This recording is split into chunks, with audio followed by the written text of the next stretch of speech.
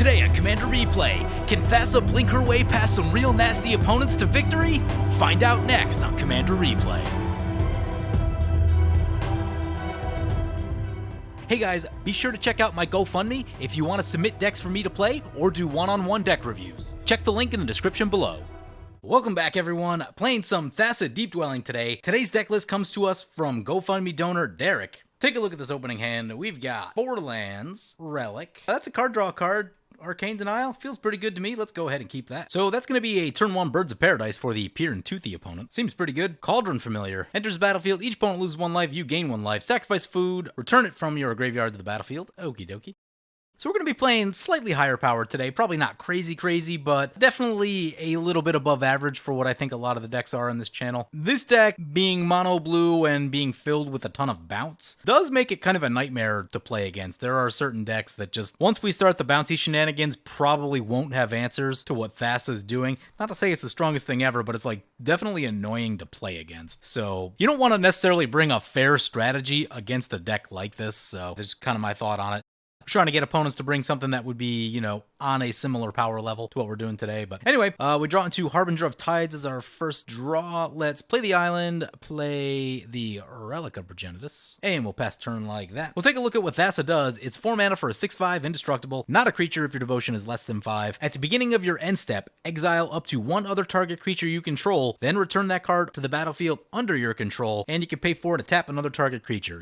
So this commander is really good with anything that cares about Panharmonicon. ETB creatures, gonna be really good with Thassa. Panharmonicon, really good for this deck. Conjurer's Closet, also good for this deck. Essentially, this is Conjurer's Closet on a creature, but you get some other upside there as well. And that tap a creature ability does become relevant late in a game, especially like after a board wipe, maybe around turn 8, turn 9, turn 10, where boards have been cleared out a little bit and everyone has maybe only like 1 big threat left. You tap that thing down and you've got easy access to that opponent or can mess up attacks and blocks and things like that. That's a pretty cool commander. Only thing about it is that if you're not comboing, it can be maybe a little bit slow to actually win the game, and you'll probably drive your opponents crazy, and they may salt scoop just because it can be a little bit frustrating to play against. So at some point, once you have a lock on the game, you should probably find a way to close it out, would be my recommendation. I don't know exactly how strong this particular build of it is. Haven't played a ton of Thassa. I've seen it a handful of times, but also haven't played against it a ton of times, so I don't know exactly every combo that you'd want to put in here, but just some of the things that I've seen in general, having faced it a few times, that it can just be miserable to face, so. Birds of Paradise did come down for the Hogaak at some point, missed that. Here comes a Reclamation Sage, and looks like that's gonna be on our Relic. Oh yeah, Hogaak does need their graveyard. Well, what can we exile? We can exile this land. Makes me sad. I was hoping to just leave that right there. Chaotix plays a Costly Plunder and sacrifices their creature to draw 2 cards. Okie dokie. Oh, we going last in this game? Yeah, we're pretty far behind. Don't love it. 2 graveyard decks at the table. There's a High Tide for us. I'm going to play this Coral Atoll. I personally don't love Coral Atoll or the Cycle of Lands that much anymore, so we have to return an untapped island we control. That's going to be this guy. The Ravnica ones are still a bit awkward, but more manageable since the land you bounce doesn't need to be tapped. But yeah, this original cycle here, it's pretty awkward. I probably wouldn't run them, but I will say that I love the art on Coral Atoll. It just looks great. So if you want to run it for flavor reasons, that's fine. But yeah, they are a bit awkward. I don't love them that much. And in fact, it will slow down our island count, which is relevant for this High Tide. Here comes Toothy into play. Yep. Let's take a look at what our opponents are playing, by the way. First up, Hammerbangers playing Peer and Toothy. They said this is +1/+1 counter tribal. And yeah, Peer and Toothy are a strong pair. They can draw a lot of cards, at least Toothy can. And they do some stuff. So I'm imagining if it's +1 counters, probably a lot of creatures. But even still, the card draw on Toothy is very strong. Next up, we've got Chaotix 2075 piloting Ayara, First of Locktwain. Gonna drop down a Tome of Legends right there. Gets a land and taps a Tome of Legends, gonna draw a card. Getting their free redraw. Death Sprout, opponent gonna destroy that Toothy, wants no part of that, and they'll get the ramp one. That's an interesting card. That's a card that I think could probably see a bit more play than it does, especially as it's an uncommon, so, you know, super cheap.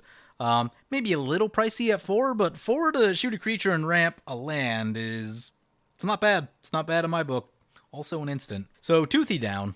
And in like today's day and age of Commander, I mean, I think that does set up some nice tempo, like especially what they did right there with the Birds of Paradise. It's turn 3, get their commander out of play because their commander is a value engine and they ramp themselves a little bit. Just, yeah, does some things. Then opponent goes on the attack with the Reclamation Sage to drive the point home. Send the message. Brings back to our turn. We draw a Wizard's Retort. Let's get an island into play. This will bring us down to 7 cards in hand. Well, let's play the Cloudkin Seer right here. And this will draw us 1, so keep us at 7. So it ETBs, and we'll draw a card. It's a Nimble Obstructionist. That's a surprisingly good card to have around. You never know when there's a triggered ability or something that you need to get rid of. The printing of more counterspells for triggered and activated abilities is an interesting topic. So, you know, maybe it's true that, like, they were a little bit too strong. We'll say going back maybe about 5 years, where I think, like, Void Slime, Stifle, and what's the other one?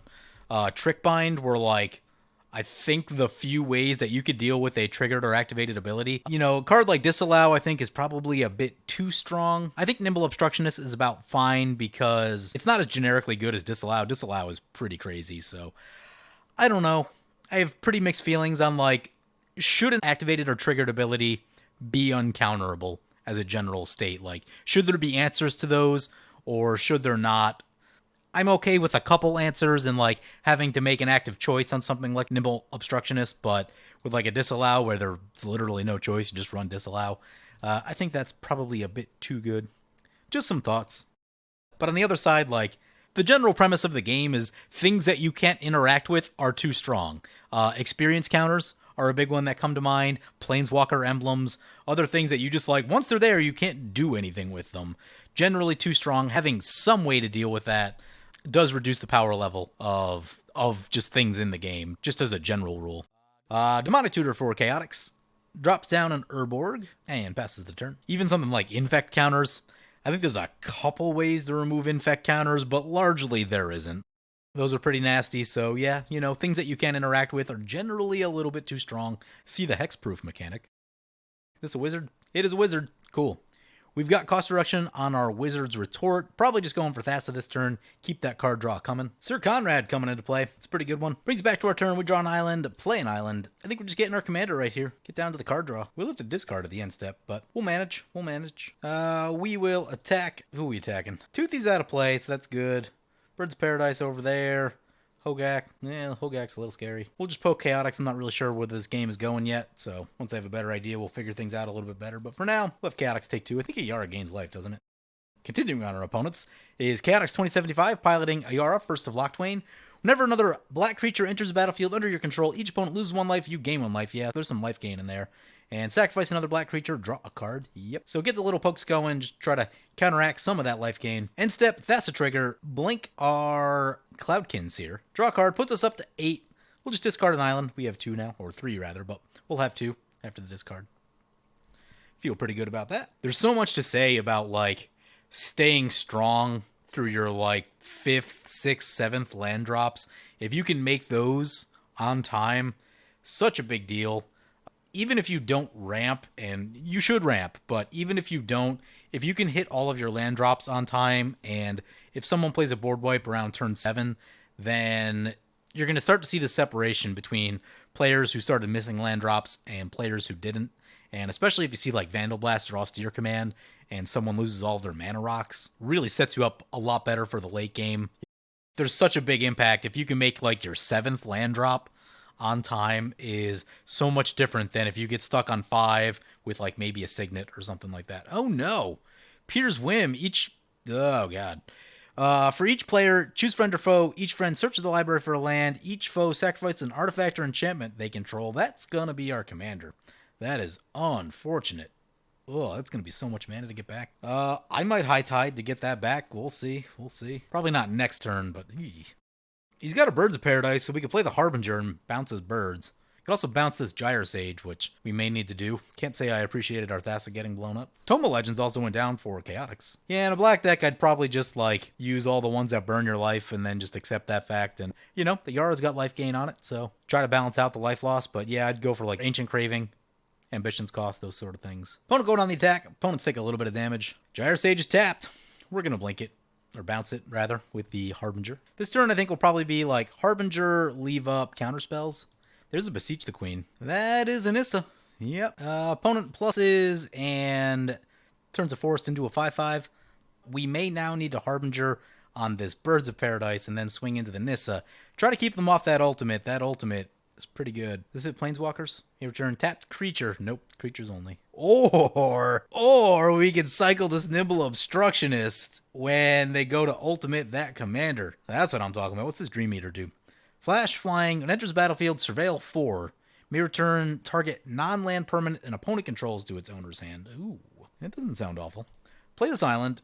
Puts us on 5 mana. There's some stuff on board. I'm just going to go... Yeah, I'm going to go Harbinger. Ooh, Harbinger of Tides has flash. Oh, if you pay 2 more to cast it. No, we'll just cast it regularly then. So cast this. Bounce this Gyre Sage. Slow opponent's mana ramping down. Use the ability. And then we're going to try to go for the Nimble Obstructionist on the Nissa Vital Force. Assumingly they'll try and ultimate it. Here comes Pier into play. Yep. Hadana's Climb, you say. At the beginning of combat on your turn, put +1/+1 counter on target creature. If it has 3 or more on it, flip it. Yeah, it's a pretty good card. Really saving to deal with this Nissa. We can bounce creatures. Can we bounce lands? I don't know if we can bounce lands, but we should be okay for like a turn. Pier is a 3/3. Actually, I think by bouncing the Gyre Sage would have been a 3/3 and I think flipped the land over. So, you know, getting a little bit of value there. Now, if opponent keeps plussing the Nissa, I don't think that they will because there's like flyers and stuff on board, but if they did, they might call our bluff with the Nimble Obstructionist. Hopefully that doesn't happen. Most people usually just go right for the ultimate because it's just too good not to. Burnish chart for Chaotix, sure. All right, my body is ready. Yeah, they go for that ultimate. Nimble Obstructionist time. Cycle this bad boy. It'll cause Sir Conrad to trigger. That's fine. Counter the Nissa ability. Opponent saying, ouch. Nissa has been dealt with. Blue is so awesome. I love it. Don't get to do that in my usual colors. Nimble Obstructionist. What a card. Siphon Mine for opponent. I guess we discard the land. Pretty good. Refill their hand a little bit right here. Probably get a few Sir Conrad triggers in the meantime. Gyre Sage down. Got rid of that. Ooh, Priest of the Forgotten Gods. That's a very strong card. Into the graveyard, though, but it's a black deck. I'm sure it'll be back. Our relic is gone. Opponent's going to use the Mill 1 mode on Sir Conrad. Mystifying Maze for us. Champion of Lamholt. Magus of the Coffers. Probably sad to lose that one. That's a good card. Especially with Urborg out. Start looking for that Living Death.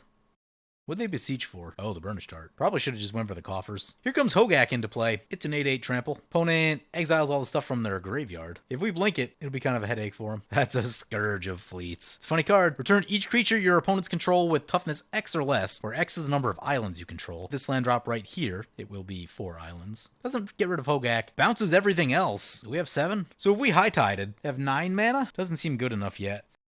Thassa is all of our mana.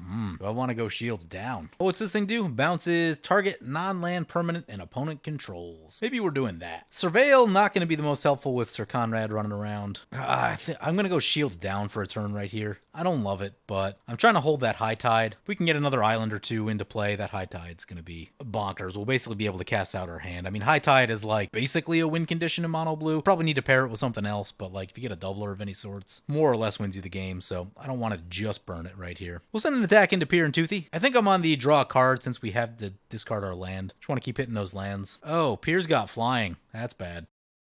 Well, our card draw just went down. That was a punt. Target tapped creature, eh? Sir Conrad, I guess. Ooh, our card draw's gone now. That was a pretty big punt, though.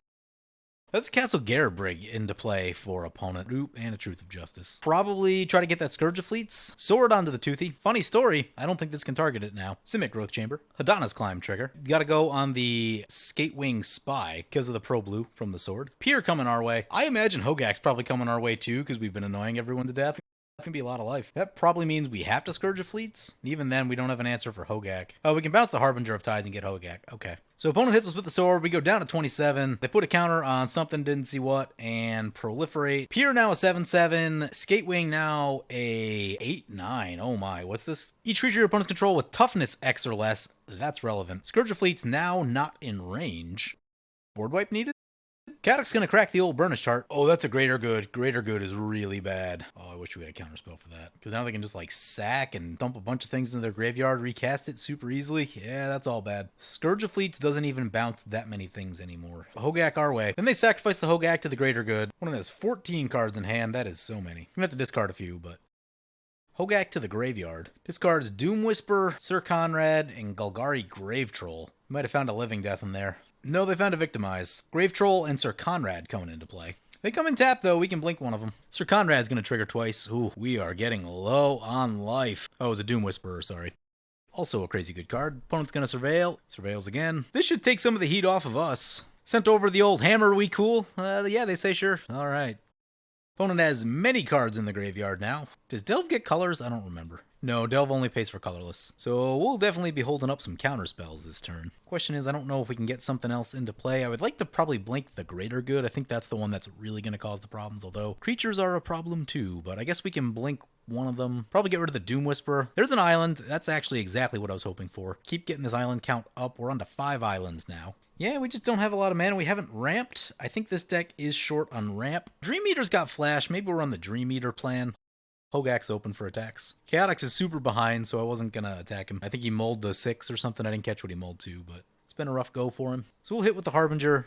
Go to the end step, get our Thassa trigger, target our Harbinger. And we're going to bounce. I think the Doom Whisperer is the more dangerous of the two. Some chance that they just sack it to the Greater Good. Problem that you have to watch out for. Yep. And now they've got Sir Conrad. Do we Dream Eater right here? Because if they start dropping a bunch of creatures into their grave, that's going to be pretty painful. So I'm going to High Tide, get the Dream Eater. Greater Good or Sir Conrad? Greater Good probably needs to go. Sir Conrad is a creature. Creatures die to things. Dream Eater, we can surveil, fix our draws a little bit. Bided of Thassa is interesting. We don't have a lot of... we have a couple creatures, I guess. Midnight Clock, what's this do? This is ramp. I'm going to put one island to the graveyard. Midnight Guard, Bident Island. Then bounce the Greater Good. It'll leave us with one floating, but deal with some of this nonsense. Opponent sacks the bird. I think just trying to get as many Conrad triggers now. Bird is negative cards, or just trying to load their graveyard up, one or the other. Use the ability. Greater Good has been bounced. Sir Conrad's still a real problem, though. Basically need to hope that, like, Pier is just going to take him out of the game? Seems unlikely. Like, they have some damage, but they don't have 30 damage. Oh, that's like 5 more Sir Conrad triggers. Oh, we are getting down there. See, if our Thassa didn't get killed, and we didn't have to recast it, could have held up counterspells for the Greater Good play. Greater Good is a card that is like, it is problematic. Greater Good always leads to situations like this, just like unrecoverable states. In Angry Omnath, it's dumb. Most of the decks where you run it, it's just insane, and it's dumb. And like, if you want to talk about a card that like, could be banned. I get it. It doesn't go everywhere. It's not like Rift where you just run it in every blue deck, or Gaia's Cradle, you run it in every green deck if you have it. But in the decks where it's good, it is just absurd and so unbelievably difficult to stop. Hadana's Climb trigger. Oh, is that double the power? Gains flying and X. Ooh, that doubles the power. Can't put it on here, though. Puts it on the Skatewing Spy. It's going to be large. It's got 10 power. Hadana's Climb is flipped into the Winged Temple of Oriska. Love these flip lands. Art is so cool on them. Oh, I think an opponent can put them to like 2? Opponent activates the temple. That would have 20 power. I don't think they're gonna, though. Opponent goes down to 12. Truth and Justice triggers. I think things are gonna get wild here. Counter on the birds proliferates the other 2. 12 power now and 9 power. If they take the sword off, pretty soon Pier will be into Commander one-shot territory. Opponent's gonna Rite of Replication to Sir Conrad. That's bad. That will probably just kill us. But if they start doing stuff, then they die to it also. But if a board wipe happens, then it's really bad. Oh, there's 5 Sir Conrads. Cool. So those all need to get bounced, which means we somehow need to survive back to our turn, which I don't think we can, honestly. Yeah, now we're just dead. So that needed to get countered. But we probably just died to Hogaak doing the same thing. GVR at a living death. That we could have countered. So this game came down to like 2 things, I think. The tempo lost from having to recast Thassa, because then we couldn't hold up the counterspells. If we were able to hold up those counterspells, then the Greater Good stuff doesn't happen, and then we don't lose a ton of life to Sir Conrad. And I think the other thing is we didn't ramp at all. So I'm looking at the deck right here. 16 4-drops in this deck. That is a lot. And probably not enough ramp to support that. I think the major thing that needs to happen with this deck is just a little bit of tweaking to the curve. Pretty low on 3-drops. I would definitely try to get a few more 3-drops in here.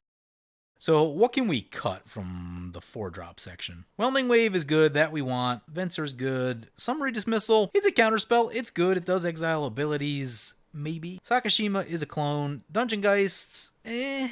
I don't know. Is that good enough? You ice a creature down? Like, it's fine. Probably rather just bounce it. Glenalendra's insane. Yeah, given the 4-drops that we have, Dungeon Geist feels underwhelming to me. Get rid of that. Brings us down to 15 4-drops. The other thing we're missing too, Rapid Hybridize, Reality Shift, those sort of things.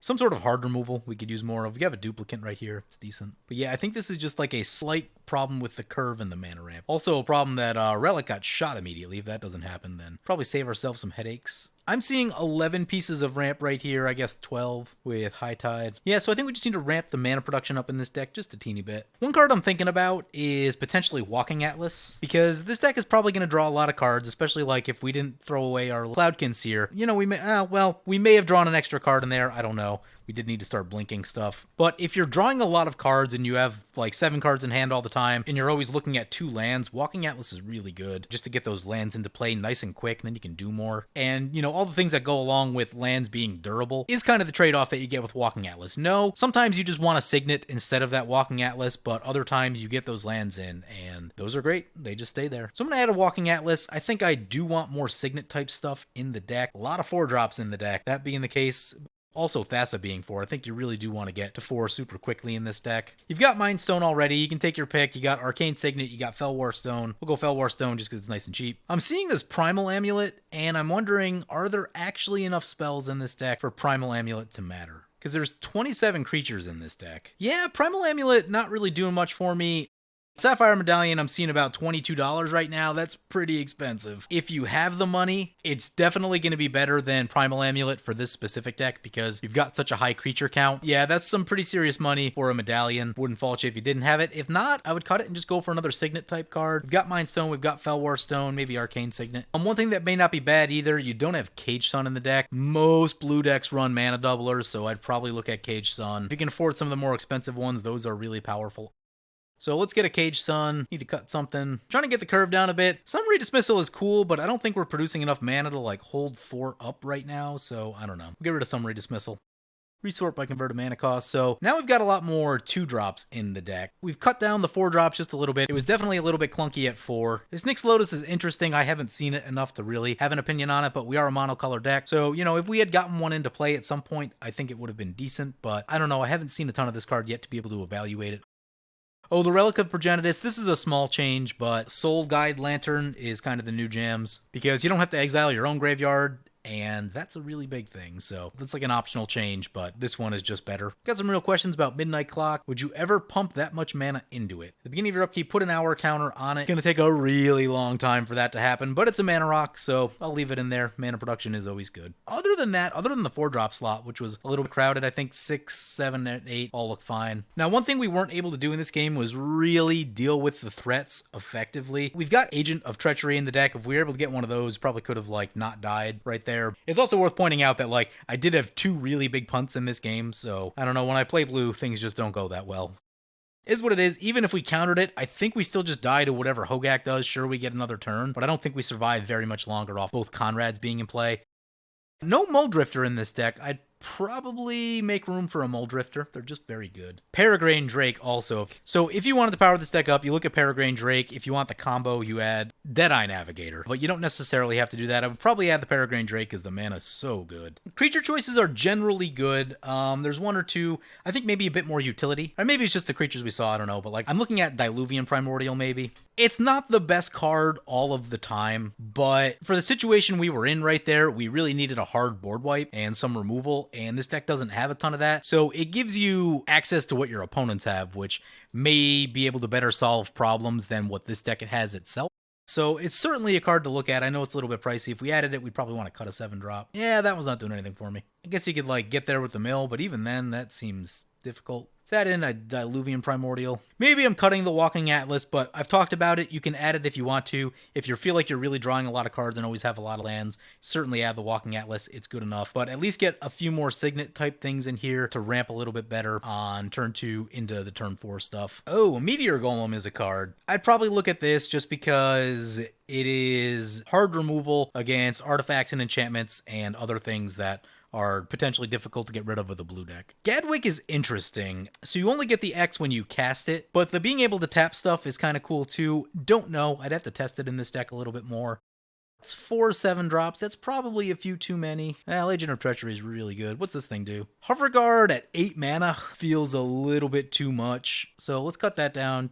If you're adding other big things, you got to cut from somewhere. So you want to cut other big things. You don't want the curve to get too high. It's not in here, but Frost Titan is a card that I just like a lot. Inundate looks pretty good.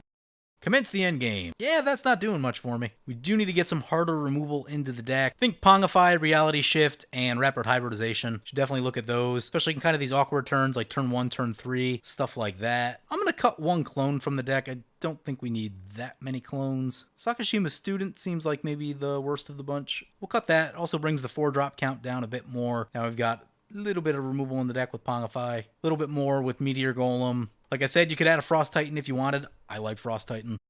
Oh, land-wise, I did talk about spicing up the land base. Tectonic Edge is one thing I'm seeing. Definitely add a Tectonic Edge. Mystic Sanctuary is a pretty crazy card. The curve in this deck is kind of weird, but I'd probably add Myriad Landscape. So yeah, I think bringing the curve down slightly, especially from the 4 CMC stuff, and also considering that, like, your commander is 4, you don't want a million 4-drops because they're all going to be competing for the same space when you're trying to cast them. So, you know, once your commander's in play, if you make your next land drop, then you probably want a 5-drop.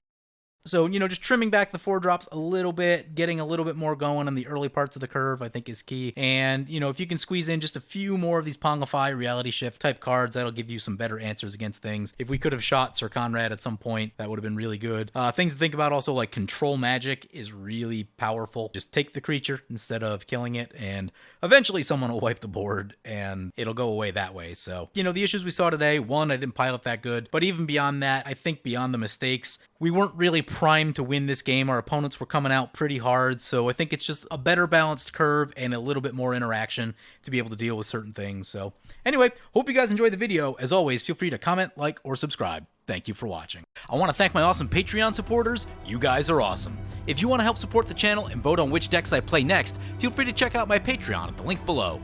And if you're planning to buy Ikoria, M21, or Commander 20 cards, please use the TCG affiliate player link below because it helps support the channel and it doesn't cost you anything.